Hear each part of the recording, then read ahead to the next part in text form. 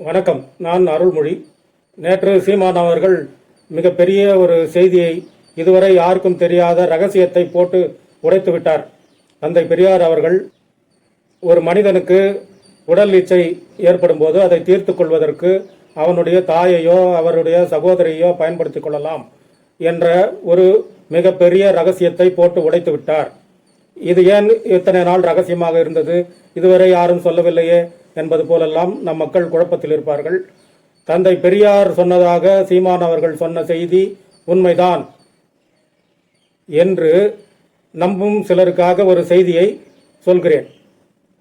தந்தை பெரியார் அவர்கள் எந்த ஒரு செய்தியை சொன்னாலும் அதை ஏதோ ஒரு இடத்தில், அதாவது 11/5/1953 தேதியிட்ட விடுதலையில் வெளிவந்திருப்பதாக ஒரு பெட்டி செய்தி ஒன்று சமூக ஊடகங்களில் பரவி வரும்.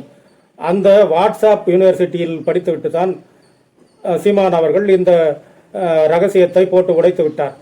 ஆனால் தந்தை பெரியார் அவர்கள் ஒரு செய்தியை ஒரு கொள்கையாக எடுத்துக்கொண்டால் அதை ஏதோ ஒரே ஒரு நாள் ஒரு மூலையில் சொல்லிவிட்டு ஓய்ந்து விட மாட்டார். அவர் அதற்காக மாநாடு போடுவார், தீர்மானம் போடுவார், மேடையிலே திரும்ப திரும்ப அந்த தீர்மானத்தை விளக்கி பேசுவார், கட்டுரைகள் எழுதுவார், பேட்டிகளில் பேசுவார். இப்படி திரும்ப திரும்ப திரும்ப தான் கொண்ட கொள்கை உறுதியானது என்பதை அவர் எந்தவிதமான தயக்கமும் இல்லாமல் அதை உறுதிப்பட ஆதாரத்துடன் அதை மக்களிடம் தெளிவுபடுத்துவார். இது நடைமுறைக்கு வர வேண்டும் என்பதை திரும்ப திரும்ப அழுத்தம் திருத்தமாக சொல்லுவார். ஆனால் சீமான் அவர்கள் ஏதோ ஒரு, அதாவது வாட்ஸ்அப்பில் வருகிற செய்தியெல்லாம் உண்மை என்று நம்பிக்கொண்டு இந்த செய்தியை பெரிய ரகசியத்தை சொல்லிவிட்டது போல் சொல்லுகிறார். சங்க பரிவாரங்கள் எல்லாம் ஒரே குதூகலத்தில் இருக்கிறது. ஆனால் தந்தை பெரியாருடைய ஒரு கருத்து உண்மைதான் என்று எப்படி விளங்கிக் கொள்வது என்றால், அது ஏதோ ஒரு மூலையில் எங்கோ ஒரு இடத்தில் மட்டும் சொல்லப்பட்டிருந்தால் அது உண்மையான செய்தியாக இருக்காது. தந்தை பெரியார் 100,000 முறை சொல்லியிருப்பார். பெண் உரிமை வேண்டுமா, அதை பற்றி 100,000 முறை பேசுவார். ஜாதியை ஒழிக்க வேண்டுமா, அதை 100,000 முறை பேசுவார். கோயில்களில் எல்லோருக்கும் அர்ச்சனை உரிமை, அர்ச்சகர் உரிமை வேண்டும் என்று சொல்ல வேண்டுமா, அதை 100,000 முறை சொல்வார்.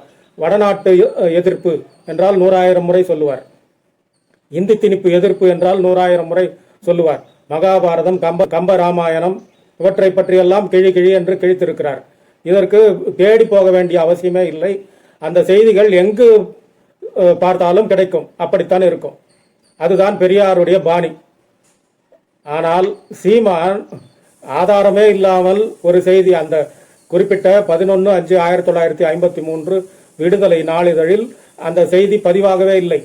சங்கிகள் ஏதோ ஒரு தேதியை போட்டு விடுதலை நாளிதழின் பெயரை போட்டுவிட்டால் எல்லோரும் நம்பிவிடுவார்கள் என்று நம்பிக்கொண்டு அந்த பொய் செய்தியை பரப்பிவிட்டனர்.